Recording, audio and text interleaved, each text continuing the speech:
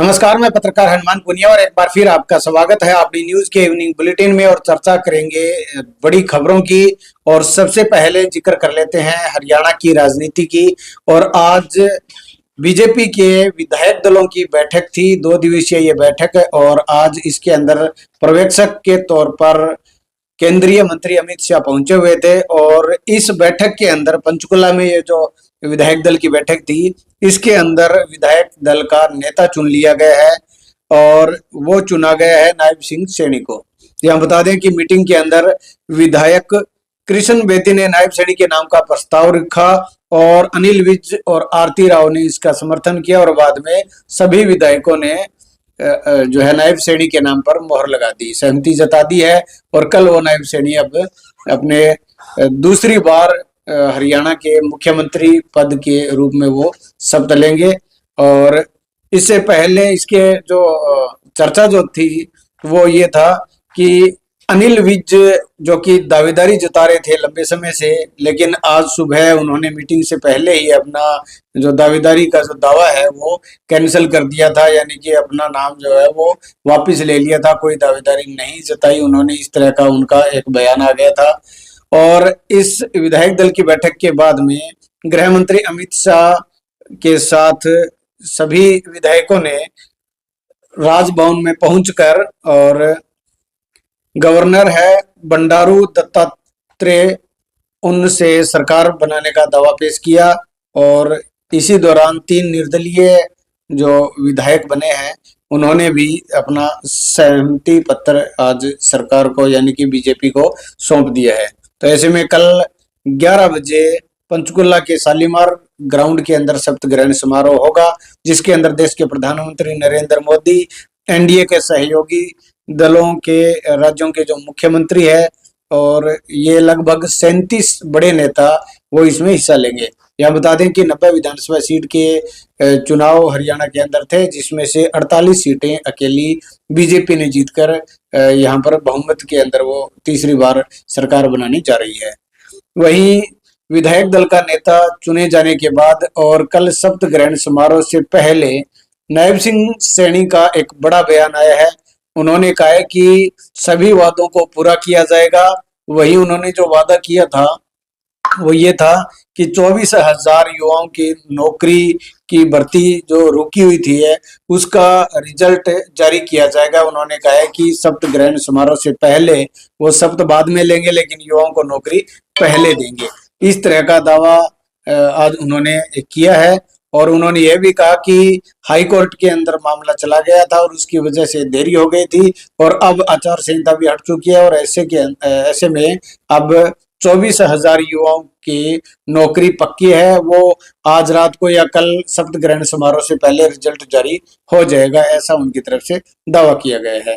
वहीं कांग्रेस की हार के बाद में कल कांग्रेस के विधायक दल की मीटिंग को लेकर ऐलान किया गया था। 18 तारीख को मीटिंग है, लेकिन उससे पहले आज भूपेंद्र सिंह हुड्डा ने अपना जो है एक शक्ति प्रदर्शन किया है और उनके आवास पर उन्होंने विधायक जो चुने हुए हैं कांग्रेस पार्टी के उनको अपने आवास पर बुलाया और उसके अंदर 18 विधायक वहां पर पहुंचे हैं। तो ऐसे में एक ताकत दिखाने का काम जो है एक हिसाब से किया गया है, क्योंकि इससे पहले जो चर्चा है वो यही है कि विधायक दल का नेता वो सैलजा गुट के चंद्रमोहन बिश्नोई है, उनको बनाया जा सकता है नेता प्रतिपक्ष।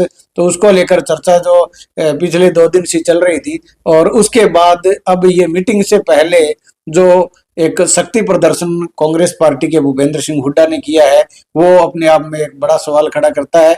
और अब हम आपको बताते हैं कि जो 18 विधायक पहुंचे हैं भूपेंद्र सिंह हुड्डा की मीटिंग के अंदर उनके घर पर, उनके अंदर जो नाम है बादली से विधायक कुलदीप वत्स, कलानौर से शकुंतला खट्टक, बेरी से रघुवीर कादियान, रोहतक से भारत भूषण बत्रा, नारनौंद से जस्सी पेटवाड़, थानेसर से अशोक अरोड़ा, फतेहाबाद से बलवान सिंह दौलतपुरिया, प्रदेश अध्यक्ष चौधरी उदयवान, महेंद्रगढ़ से चुनाव लड़े राव दान सिंह, ऐलनाबाद से भरत सिंह बेनीवाल, फिरोजपुर झिरका से मामन खान, कलायत से विकास सहारण, जुलाना से विनेश फोगाट, झज्जर से गीता भुक्कल, पुनाना से मोहम्मद इलियास, नूह से आफ्ताब अहमद, मुलाना से पूजा चौधरी और लोहारू से राजवीर फरटिया, ये 18 विधायक है वो पहुंचे हैं।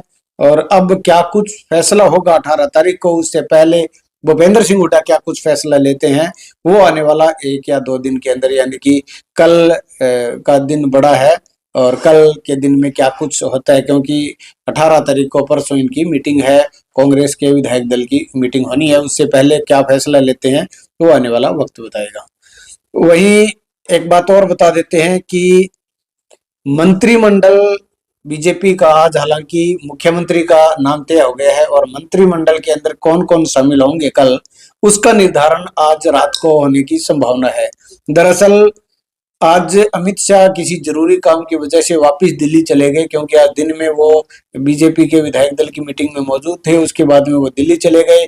और अब रात को करीब 11 बजे वो वापस पंचकुला आएंगे, और उसके अंदर फैसला होगा कि किन किन को मंत्रिमंडल में शामिल किया जाएगा। उसको लेकर चर्चाओं का बाजार गर्म है, लेकिन उसके किसका नाम आएगा वो अभी हम कुछ नहीं कह सकते। रात तक इस तरह का कोई फैसला होना है। वहीं किसानों के लिए एक अच्छी खबर है, केंद्र सरकार की तरफ से एमएसपी न्यूनतम समर्थन मूल्य वो बढ़ाया गया है, और कुल 6 फसलों का एमएसपी बढ़ाया गया है, जिसमें गेहूं की फसल है उसका भाव 2425 रुपए कर दिया गया है, 150 रुपए बढ़ाया गया है। पहले ये भाव था 2275 रुपए। वहीं जौ का भाव 1980 रुपए किया गया है, 130 रुपए बढ़ाया गया है, 1850 रुपए पहले भाव था। चने का भाव भी बढ़ाकर 5650 रुपए कर दिया गया है, पहले 5440 था। 210 रुपए का जो रेट है वो बढ़ाया गया है। इसके अलावा मसूर का भाव 6700 रुपए किया गया है, पहले 6425 रुपए था, और 275 रुपए इसका भाव बढ़ाया गया है। वही सरसों का भाव 5950 कर दिया गया है, पहले 5650 था, और ऐसे में 300 रुपए का बढ़ोतरी यहाँ पर की गई है। इसके अलावा कुसुम का भाव 5940 रुपए किया गया है, पहले ये 5800 था, और 140 रुपए की बढ़ोतरी यहाँ पर की गई है। तो ये बड़ी खबरें, ये बड़ी किसानों के लिए खबर है। वहीं हरियाणा की राजनीति को लेकर जो खबरें हैं वो हमने आप तक पहुंचाई है। अब हम बात कर लेते हैं सिरसा की लोकल खबरों की। तो पिछले काफी दिन से ऑनलाइन फ्रॉड और विदेश भेजने का जो फ्रॉड की खबरें हैं वो काफी चल रही है सिरसा के अंदर। और ऐसे में अब एक नया मामला, जिसके अंदर विदेश भेजने के नाम पर एक व्यक्ति से 5,20,000 रुपए की ठगी हो गई। पीड़ित व्यक्ति ने शिकायत दी है, और एफआईआर पुलिस ने दर्ज कर ली है। जो आरोपी है वो बुगाना हिसार का रहने वाला है। जानकारी के अनुसार भारत नगर सिरसा निवासी अमित कुमार ने 2022 में 12वीं की परीक्षा पास की, उसके बाद में विदेश जाने की का ये इच्छुक था। 2023 में उसकी मुलाकात विपुल सूरा निवासी बुगाना गांव के रूप में उससे हुई थी, और विपुल ने अमित से कहा कि वह लोगों को विदेश भेजने का काम करता है, और उसको लेकर ऑस्ट्रेलिया भेजने का उसको भरोसा जताया था। और विदेश भेजने के नाम पर अमित को 5 लाख रुपए मांगे गए थे। अमित का कहना है कि विपुल पर भरोसा करके उसने दिसंबर 2023 से लेकर 4 मार्च 2024 तक 5,20,000 रुपए उसको दे दिए थे। बाद में उसको विदेश नहीं भेजा गया। जब उसको पता लगा कि उसके साथ फ्रॉड हो गया तो उसने पुलिस के अंदर मामला दर्ज करवाया है। वहीं दूसरी खबर है, चोरी की घटना हुई है सिरसा जिला के नाथुश्री चोपटा पुलिस थाने के अंदर। एक मामला दर्ज हुआ है, कुतियाना गांव के अंदर चोरी की वारदात हुई है। दिन दहाड़े ये घटना हुई है, और नकदी और जेवरात चोरी हो चुके हैं। इस मामले के अंदर पीड़ित अभिषेक निवासी कुतियाना ने बताया कि वह यस बैंक के अंदर नौकरी करता है, और सिरसा अपनी जॉब पर गया हुआ था। और उसने बताया कि उसके माँ बाप खेत में गए हुए थे, और करीब 11 से 1 बजे के बीच में चोरों ने कमरे का ताला तोड़कर उसमें रखी पेटी और बड़ी पेटी का ताला तोड़ दिया। और उसके अंदर जो जेवरात थे उसमें कान की बाली थी करीब 1.5 तोला की, सोने की चैन है 1.25 तोला की, सोने की अंगूठी है आधा तोला की, सोने के नोजपिन कान का सोने का कोका ये आधा तोले का है, चांदी के आभूषण कड़ा चांदी का 8 तोला का, एक चैन चांदी की 5 तोला की, एक सेट पाजेब की है 10 तोला, 5700 रुपए की नकदी और चांदी के 13 सिक्के, ये इतने रखे हुए थे। वो सारे के सारे लेकर चोर वो फरार हो गया। फिलहाल पुलिस ने, नाथुश्री चौटा पुलिस ने मामला दर्ज करके कार्रवाई शुरू कर दी है। इसके अलावा आज सिरसा के लॉर्ड शिवा कॉलेज के पास बाइक सवार दो युवकों ने एक व्यक्ति का मोबाइल छीनकर वो फरार हो गए। बाइक पर पीछे बैठा युवक ने जो है वो बाइक पर जो आरोपी आए थे और बाइक के पीछे बैठा युवक ने वो छीन लिया और जिसकी चोरी हुई है, उससे छीना गया है, वो वार्ड नंबर 27 के रोहित पुत्र धीरू है। उसका कहना है कि वो फर्नीचर की दुकान पर काम करता है। मंगलवार कल की घटना है ये। सवार होकर बाइक पर वो जा रहा था, गुरु तेग बहादुर नगर जा रहा था। लॉर्ड शिवा कॉलेज के पास उसने अपना बाइक रोका और अपनी जेब से मोबाइल निकाला। इतने में पीछे से बाइक सवार आए और उन्होंने उसका मोबाइल छीनकर वो फरार हो गए। इसके अलावा आज जेजे कॉलोनी से दो लड़कियां गायब हो चुकी है। इसका मामला दर्ज किया गया है। हालांकि ये घटना पहले की है, आज पुलिस ने केस दर्ज किया है और दोनों ही लड़कियां आपस में फ्रेंड हैं और सोना, घर से सोना चांदी जेवरात और नकदी है वो लेकर फरार हो गई है। पुलिस ने जेजे कॉलोनी पुलिस चौकी के अंदर ये मामला दर्ज किया गया है और परिजनों का कहना है कि वो नेजिया खेड़ा गांव के अंदर नरमा चुगाई के लिए गए हुए थे और पीछे से उनकी जो बेटियां हैं दोनों, वो घर से गायब हो गई। पुलिस उनका सुराग लगा रही है। वहीं इन दिनों सरसों की बिजाई का समय चल रहा है। किसानों के लिए डीएपी और यूरिया की बड़ी किल्लत हो रही है और इसको लेकर काफी परेशान किसान वो हो रहे हैं। सहकारी समितियों के बिक्री केंद्रों पर कर्मचारियों द्वारा डीएपी खाद वितरण नहीं करने की शिकायतें भी लगातार बढ़ रही है।